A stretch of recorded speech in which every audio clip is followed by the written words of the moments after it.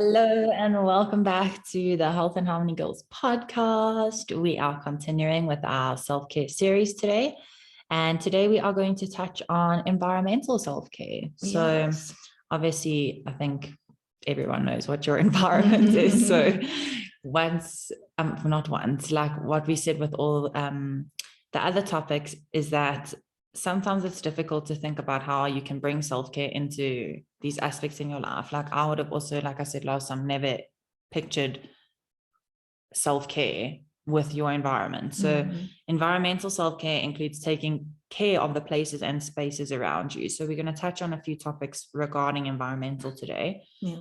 But yeah, I think it's such a weird one as well to think about in terms of self-care. But if you think about it, like you spend a lot of time in an environment, like you spend all your time in your environment. So just making sure that the environment that you are in is conducive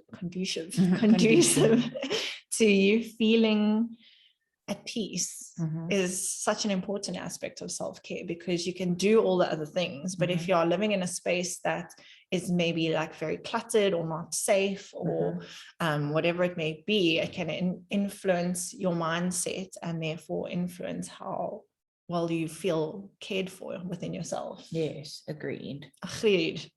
Okay, so the first topic is safety, and I mean this is quite an interesting one, especially because for most of you that are listening, we all live in South Africa, and safety isn't something that we can really guarantee in a lot of situations, just because of the nature of the beast of the country that we live in. But there are, I think, steps you can take in order to improve the safety of your environment so that you can feel more at ease when you are at home or at a restaurant or wherever it may be.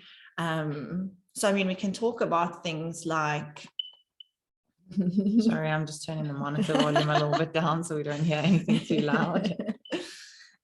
Things like ensuring the safety aspects of your home is something we can talk about. I think whether you are a fan of electric fences and alarm systems, like we were actually just talking about it today, I'm not necessarily a huge fan of alarm systems because I think they cause more anxiety than they're worth. But also in saying that, it's nice to know that there's a response unit that will be alerted if there is something going on in your home. But for me, I know where I live, just being more cautious of how I am when I'm alone at home. So if I'm alone at home, making sure that if I'm not sitting outside, maybe that all my doors are locked, so that if something does happen, I'm not just giving free rein, entry to some random person who's decided to come steal some stuff out of my house. Agreed.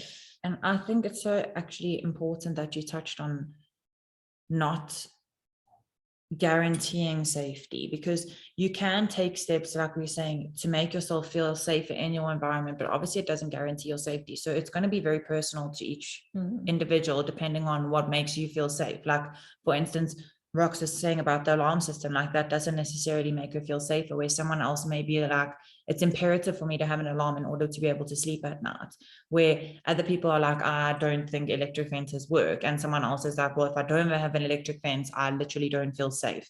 And Rox and I were saying, I mean, obviously your environment is somewhere, well, wherever you are at that current time, so it can be your home, but if you are going to a public space, what steps can you take to make yourself feel safer? Do you need to take pepper spray with you? Are you going on a run? What's going to make you feel safer on a run? Like maybe not using your headphones so you can hear the things around you. Like just to take all those steps to make sure that when you do leave the house or when you are still at home, that you do feel the safest you could possibly be. Yeah, I think it all boils down to being like cautious and vigilant wherever you are. I mean, I know hubby always tells me if I'm going somewhere that isn't necessarily the safest area to rather not wear my rings. And also, like, if you're sitting at a restaurant, and it happens so often, especially in our country, where you leave your phone on your table, you get distracted by something, and the next thing your phone's gone. So just like, don't leave your phone on the table if you know, and I mean, it might not even be in a dodgy area. There are so many places. No, it can be anywhere these days. Yeah. So I think just being extra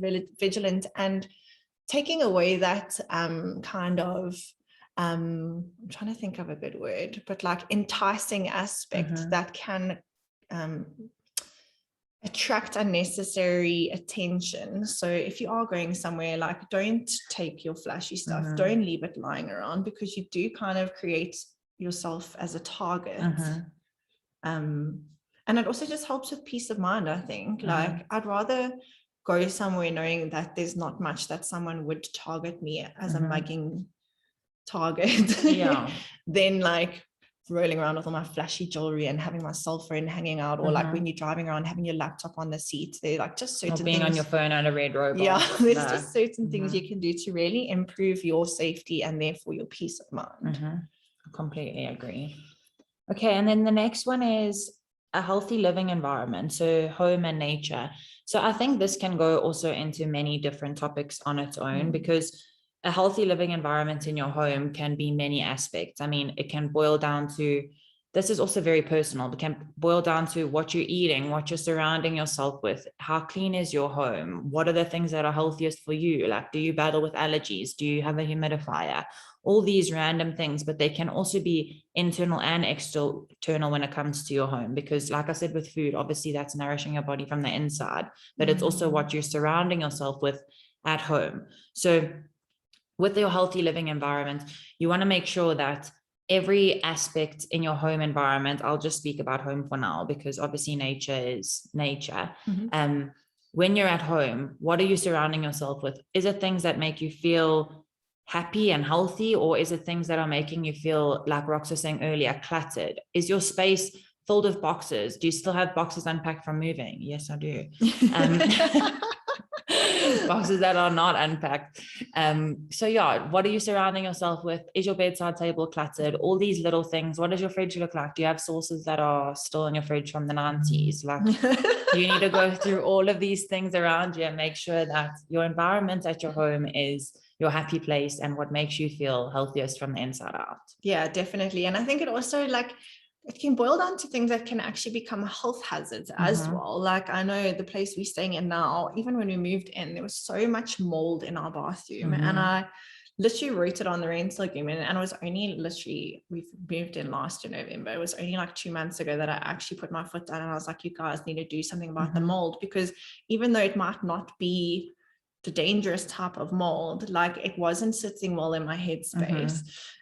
So it's also things like that, or if there's something that you keep tripping over or knocking into, like maybe finding a better place for that, because it could land up being you tripping and falling and hitting your head, which could be really bad. So just making sure that your home environment is as safe as it can be in terms of like health hazards and tripping hazards, and like having a baby, maybe putting those little kitty locks, sticking your finger in the plug hole things, just like those kind of things, because at the end of the day, if your environment is completely to your satisfaction of feeling safe and secure, it's going to help with your mindset. You're not going to have to focus on these things that are like detracting from your mental stability. And I think also it's so important to know, guys, and I know this is me speaking to myself as well, but I find that so often we put things off that we know are going to make us feel better. And once it's done, everyone knows, like, there's that big relief and you're like, I literally can't believe I didn't do that sooner. Like, you have one missing globe that's in your house. And I know this has nothing to do with your health, but you have one missing globe on a roof of lights and it bugs you so much. And then the day you actually change that light bulb, you're like, that was so easy. Why did I not do that like 3 weeks ago? So take that into account, like Rox is saying, with your environment at home. If there's something that's bugging you and is on your mind, change it. Make sure that your environment at home is as happy and healthy as could possibly be. Yeah, definitely. Then the next point is security and stability. And I mean, like most of these things we talk about, it's so broad, but I think just creating almost like, and it doesn't really boil down even to environment, because this is more of a mindset thing, I think. But if there is something in your life that is causing an instability, just really taking a step back and observing and reflecting and seeing how you can change that so that you do feel more stable. And I know sometimes there's things that are completely out of our control. We've learned this over the past 2 years with this pandemic and stuff, but there are smaller things that might be bugging you that you really can tend to, like we said with the last point as well, like stop procrastinating, just get it done, because once you actually do it, and it wasn't that hard or that bad or whatever excuse you're making up in your mind to not do it, you're going to feel so much better, and it's just going to clear up space in your mind and in your life for more good things. And I think the reason we put these things off and procrastinate with them, and this just came to me now when you were talking, and you know what, it might be true, it might not be true, but I feel like with the examples you've just used, and like I said about the light bulb, and these tasks aren't difficult to do. Like, we know that they're not going to take a long time, but I think we also realize that there's no deadline to them. There's no pressure. Like, I don't have to put in a new light bulb by tomorrow.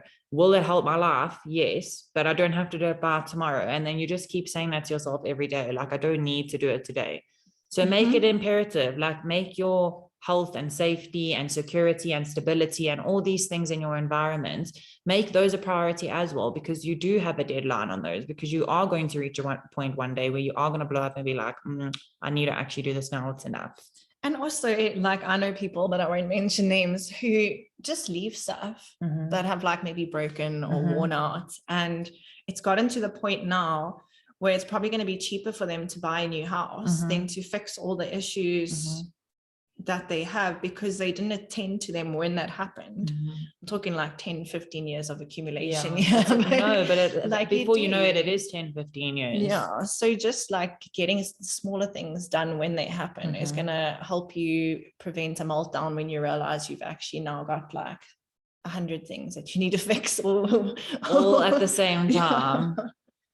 And then our next point is organized space. So we speak about this quite often, and I think because this topic is environment, it can be anything from your workspace to your home space to your desk to your whatever your practice is or whatever your job is, to a studio. I mean, the list can go on, but how organized is your space? And we have always said your space that is surrounding you is a reflection of your mind and the clutter that's going on inside your head. So if you're sitting at a desk to do work and you have clutter all over your desk, best you know, you're going to be focused on the clutter. You're going to be thinking, I need to clean my desk, or you might not be thinking any of that, but subconsciously you can't really concentrate or get any tasks done because you are living in this clutter. And the minute, and it's exactly like all the examples we were saying earlier, the minute you do it, you feel so much better afterwards. And I mean, it's been a long time since I've studied back at school and varsity, but I still remember that feeling of like having a clean desk. All the papers and stuff would pile up while you study, and you're just like, oh, I'll get to it. And then you start and you clean up your whole desk and you know where everything is. And then when you start studying, you start with like such a fresh, clean mind. So take that into consideration in all aspects of your life. Whether, like I said, if you're a teacher, what makes you feel better with how organized everything is? I mean, if you do lashes and brows like me, how organized is my space when I work? So you must take that into consideration in all aspects and make sure that your space is as clean as what you would like it to be. I mean, everyone's level of clean is different, let's be honest. And I don't think it even like necessarily boils down to like organized and cleanliness. I know, like with me, there's no better feeling than like moving a few things around in the spaces in my home. Like I actually did in my office the other day, and I literally did it like probably a month before that, but I was actually doing a workout in my office, and I was like, I wonder if I moved that over there and I put that there and I actually moved that into the room where I'd probably use it more, it would like probably look nicer. And I did it, and I was like, my office feels so much nicer now. And it's literally from moving this one shelf like 30 centimeters and turning it in another direction, and it made such a difference. And I mean, you can do that in your bedroom. Like so many people have spaces, their bedrooms are spaces that aren't conducive to rest or romance, where those should be the two main goals of a bedroom, I think. So just really reevaluating your spaces and being like, is this room conducive to what I want to feel the most comfortable doing in this room? And it doesn't mean throwing shit out or cleaning the space up. It might just be moving this Buddha from this room to that room, or moving this plant from this room to that room, because it will just work better. And I don't know why I'm thinking about feng shui right now, but I mean, if that's something that sounds like it could interest you, like go watch a video on YouTube. I think that definitely ties in with there's so much. It's so interesting when you actually start to look into feng shui, because it just is, it's changing the energy of the room to bring in more whatever you So, want into that room. Yeah, I completely agree, and definitely feng shui would tie in well with having an organized space. If that's something that you're into, definitely we should probably do an episode on that. It'll be fun. yeah, it's so Get someone to talk about it. definitely. Okay, and then the last little topic we have here under environmental is daily chores and routines. And I mean, I've spoken about this a million times, but for me, I know for my mental, not stability, but my mental like calmness and for being more productive throughout the day, I love to get all my chores done in the morning. So I will wake up, obviously I have my like early mornings, lie in, drinking my tea, reading my book, whatever, like floats my boat. And then when I'm up, I'm like, okay, dishes washed, lounge, cushions puffed, curtains open, bedroom, bed made, so that all of that stuff is done. Because I know for me, if I walk into my room and the bed's not made, every time I walk into my room, I'm like, oh my gosh, Roxanne, you need to make the bed. Whereas if all that stuff's done in the morning, I've made space for myself to be productive throughout the day because my mind's not thinking about all the things I still need to do. Like there's nothing worse when I walk in my kitchen and there's just a pile of dishes. I'm like, oh my gosh, I still need to wash my dishes. And then I don't like, I either put it off and I feel like an asshole because I keep thinking I need to wash the dishes all day, or I get it done and then I don't have to think about that and I can actually be more productive throughout the day because I have mental space to do everything else. Yes, and you're not thinking about other things. And also, I think it's so important with routines. Like, there's so much backwards and forwards information in this current world that we live in. You know, like on social media, you read one thing that's good for you, and then the next day it's bad for you, and then someone else says something completely different. But when it comes to routine, I personally believe, so this is my own personal belief, but I really believe that we thrive on routine. Some people think that like it's a load of horseshit, but I really genuinely believe, maybe it just works with me, but I know that if I am working in a routine, I thrive better in all aspects of my life. So I mean, Rox is the same as me. We're very similar in this aspect, but we like to get up early. We like to do things in the morning. Every morning you wake up, have your cup of coffee, if that's what your routine is, or your cup of tea, or if you wake up and you do yoga, whatever your routine is in the morning. It's so important. We've spoken about morning routines and evening routines, but it's just important to make sure that you do stick to a routine because it's allowing yourself, and like Rox was saying, making space for yourself to be more productive, to be more present in your day because you've given time for yourself in the morning. So stick to those routines and don't feel bad, yes, if you miss a few days, but do try to make it like an everyday thing for you. And I mean, you'll see every person is different. Some people are more productive in the morning, some are more productive in the evening, some are more productive at lunchtime. So find what times work for you and then make sure you are following a routine in that period of time so that you are more productive the following day or throughout the day to follow. So yeah, I think as well, when it comes to routines, like routine, there's such a masculine energy. It's like structure and rules, and that can also put a lot of people off. And what I've started to realize in my wiser older years is that it's awesome to have a routine, but you don't have to stick to it because routines can also create boredom. So for me, I have routines. Don't get me wrong. I wake up my favorite routines are like waking up, having my tea, reading my book. And at night, like I do not fall asleep unless I'm like listening to a guided meditation. And those are meditunes. Meditunes, that's a cute word. But I don't even know where that came from. That makes no sense. Those are routines that really work for me. But then I've tried to also create routines for myself, being an entrepreneur, like get this done in the morning, get your top 3 tasks, do this on a Monday, do this on a Tuesday. But at the end of the day, like sometimes I wake up and I don't feel like doing fucking anything. And then I honor that, I listen, and that's like stepping into your feminine energy, which is just flow and surrender and like really like just listening to your intuition and knowing what is going to work for you on that specific day. So if I wake up in the morning and I had all these vast plans the night before of what I was going to get done, but I wake up in a mood where I'm like, I am not feeling like I really want to sit on my computer all day and plan out lessons, then I'm like, I'm not going to do that today. But I do really feel like maybe creating all my templates for my Instagram for the next week, because that's like more creative, then I'll do that.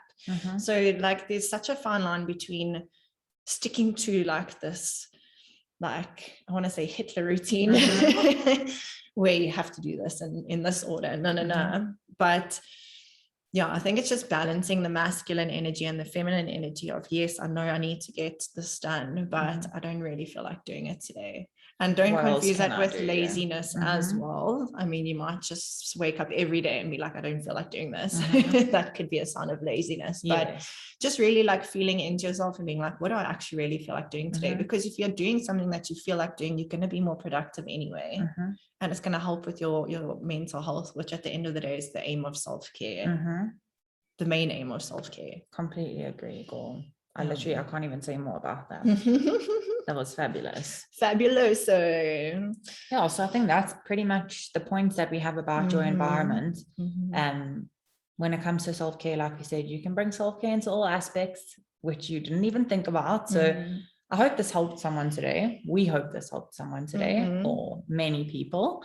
But we will still have, I think we've still got quite a few episodes of this self-care series. So please do stick around, and we hope that you guys are enjoying it. So thank you for listening to another episode. Yes. And also by the time you're listening to this, when are we starting our self-care journey? I think on the 1st of November. Yeah. Happy days. So it would have been yesterday. Yes.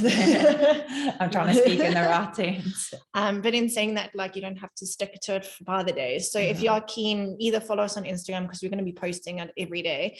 But we just put together a 30-day journey of little self-care things that you can do on the daily. I think it's just a cool way to like take action and really start to put these kind of tips and tricks that we've been talking about into action, so that you can actually start doing them. And I feel like when you follow like a guide thing for 30 days, it's you actually see the change, because you know that it's happening. So and it's nice to do it with a bunch of people as well, because you get that like sense of like support and community. So if you're keen, you can just go follow our Instagram, even just pop us a DM, we'll send you the template. But we'll probably send out a mailer, or we probably would have sent out a mailer by now, with the outline. But yeah, like we said, guys, thanks so much for listening, and we'll catch you next week.